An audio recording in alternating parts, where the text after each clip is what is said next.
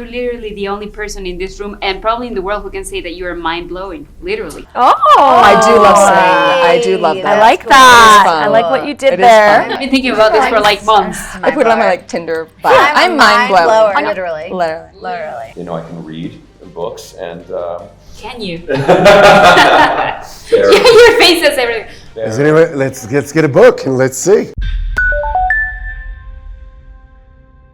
Miro lo que fue mi vida y solo veo los desastres que hice. These two characters are pretty much my fave.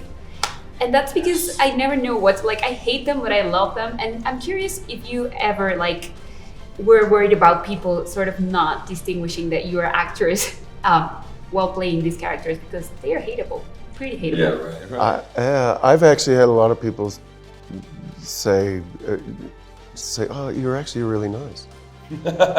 And it's not the only word that bothers me about that. The word that is problematic is actually. You're actually really nice, meaning You do a they good job. thought I was an asshole. And I was like, So yeah, there is a little bit of that. That's just a testament to how good of an actor you are, though, because you got to do a good American accent. They're like, oh, he's like a nice Kiwi, you know. He's like a nice Kiwi. I've never been worried about that much. I mean, I don't know. I feel like it's such a character. I don't know. You know, hopefully they know I can read books and. Can you? they're- Your face says everything. Anyway, let's get a book and let's see. But also, hopefully they don't think I'm actually fornicating with just a marine life. So, you know, that's what the game's. If it makes you feel happier, I stopped eating octopus for like 2 months after that scene. Like, thank you for that. Thank you so much. Really? I eat it again now. Sorry. What? We went out for dinner at Animal last night, I think it was called. Yeah. And everything had love octopus in it. Such a bad feeling eating octopus. I don't feel bad at all. I'm sorry. It's just delicious, but Yeah. it's just me. Tal vez pueda hacer algo bien con el tiempo que me queda, pero no puedo hacerlo solo.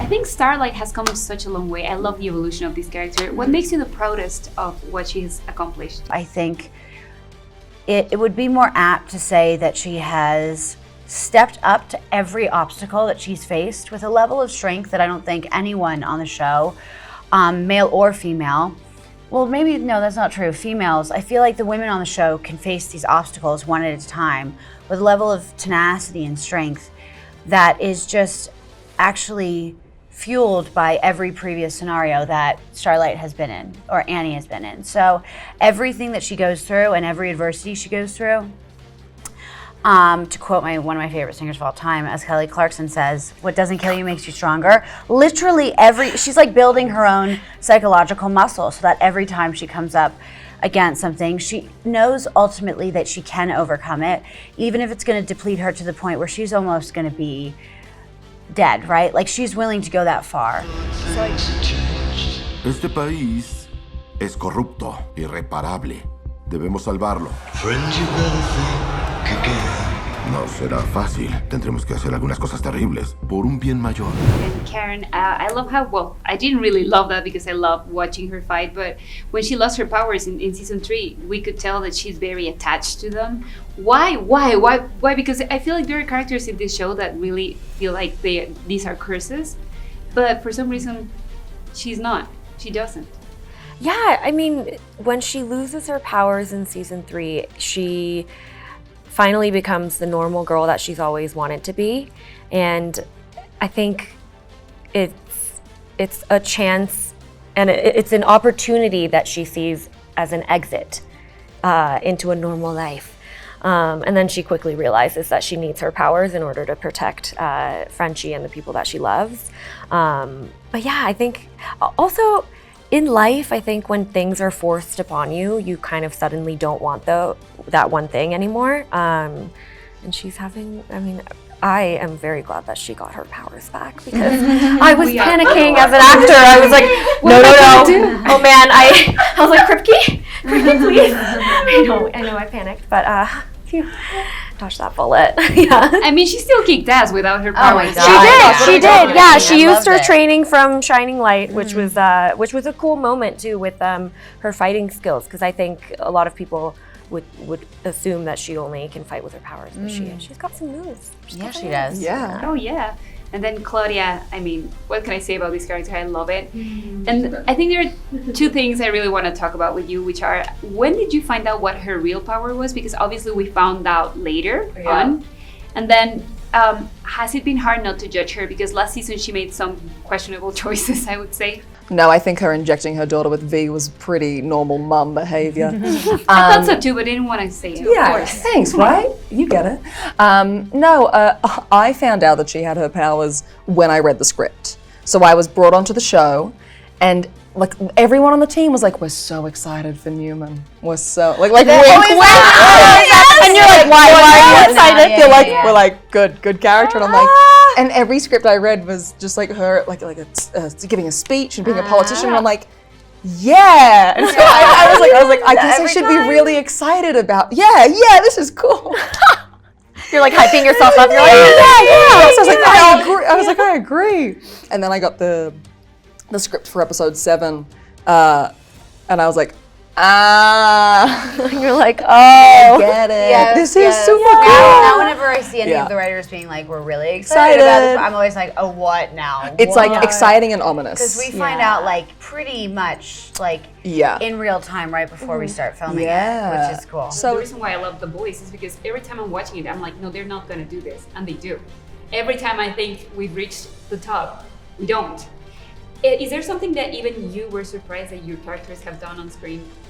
Yeah, I mean, for me, every time I open up a script, it's like, I'm like, okay, the animal thing's done, and then it's like, you know, it takes it to another level with the octopus or something like that. So yeah, that was a big, you know, at first I was like a little resistant, like, what are we doing? Is this necessary? And then it's like, comes out so brilliant. It's really funny, and Trippy's right. It's like, it's all based in character. Like, the Deep does not have any real connection, you know, and he finds it. In this season, I guess he's in this arranged marriage at first. He hates her. She's like the puppet master, you know, send a text on the table. And he really finds solace in like companionship with this octopus. To him, it's a real connection. It's his only real love. So I think that is interesting and funny and weird and heartbreaking in a way, you know. It's just pathetic.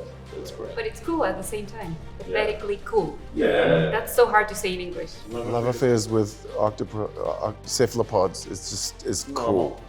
It's cool. I don't know if cool is the right word. Yeah. It's cool if you have gills. Yeah, I guess. What is this conversation, man? I don't know. I'm following on with whatever he started. Muéstrenme su ira. Eso no se escucha bien, Ashley. Sí, no me digas Ashley. Lo siento, Ashley. Todo el mundo está por arder. Necesitamos a alguien como tú, Billy. Antes de que los súper nos acorralen y nos encierren en campo. Also, you know, you play this character for 4 seasons now. Do you feel, or do you ever find yourselves kind of justifying what they do? Like, do you feel like you fully understand them now? I mean, yeah, I've always justified what he does. Not justified from an audience perspective, but yeah, I've always seen things from his perspective, and whilst it might not make sense, he's got all these characters have codes, right? There's a code of ethics, even if it's not anyone else's, and it doesn't make sense to the masses. I've always been able to make some sort of psychological thread through everything, with the possible exception of jerking off over New York. I don't know why they put that in there. That was meant to be in season 1, and then they slammed it in season 2. And I was like, I don't know what's happening. They re-put it back in there. They put it back in. No, they put it in season 2. It was meant to be in season 1, and I was like, okay. I think looking back at the press, I was like, I concocted a story, but I still don't understand why that was there. Anyway, there you go. Sharing. Muy bien, vamos. ¡Deprisa, hijos de puta! Esta es una guerra bíblica del bien contra el mal y de la temporada de caza de Starlight. ¡Un pollo con B! No puedo creer que esto me esté pasando otra vez. And know, Anthony, I love that last season we sort of we saw kind of like an emotional, well, I want to call it that, but you know better, with Black Noir. I felt like, oh, okay, Homelander has actual feelings. What do you think? It's interesting you picked that, because that's happened throughout the entire show.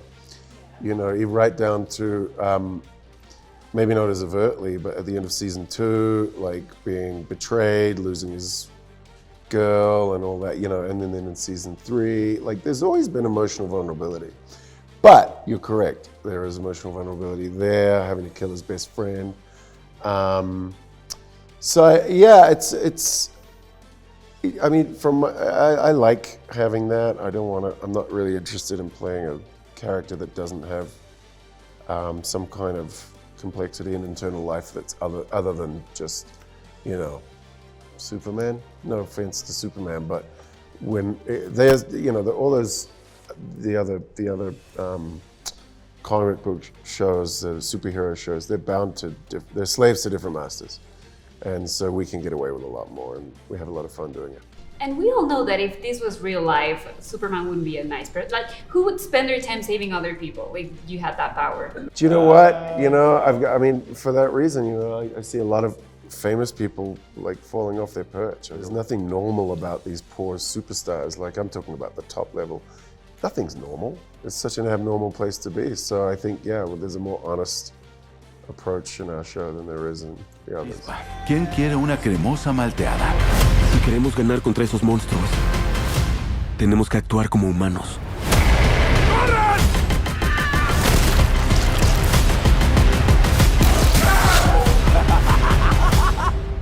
Son jodidamente bienvenidos.